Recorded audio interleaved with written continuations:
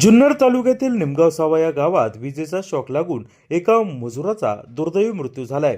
महावितरणच्या माध्यमातून या ठिकाणी वीज वाहिनीचे काम सुरू असताना सुरक्षा उपकरणे न पुरवता तसेच उच्च विद्युत दाब सुरू असताना देखील या वाहिनीचे काम करण्यासाठी या मजुराला सांगितले गेले।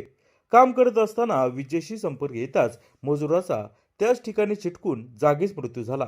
दरम्यान संबंधितांवर सदोष मनुष्यवधाचा गुन्हा दाखल करण्याची मागणी गावकऱ्यांनी पोलिसांना केली आहे।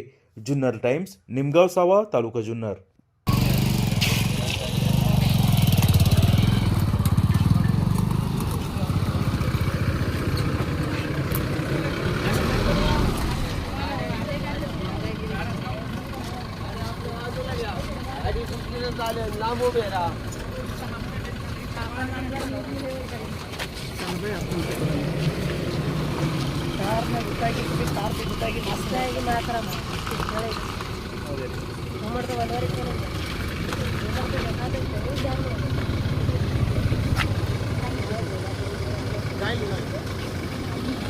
मार्शल मार रे मार मार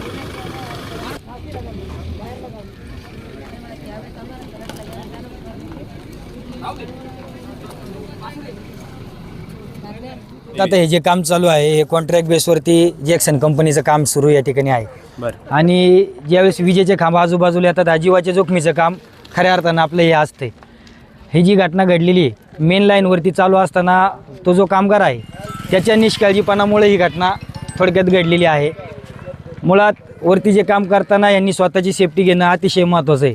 त्याच्यामध्ये त्यांचं हेल्मेट असेल, हाताचे ग्लोव्ज असतील, हे स्वतः कॉन्ट्रॅक्टर जे आहे ठेकेदार आहे त्यांनी हे काळजीपूर्वक त्या ठिकाणी वापरातच आणले पाहिजे।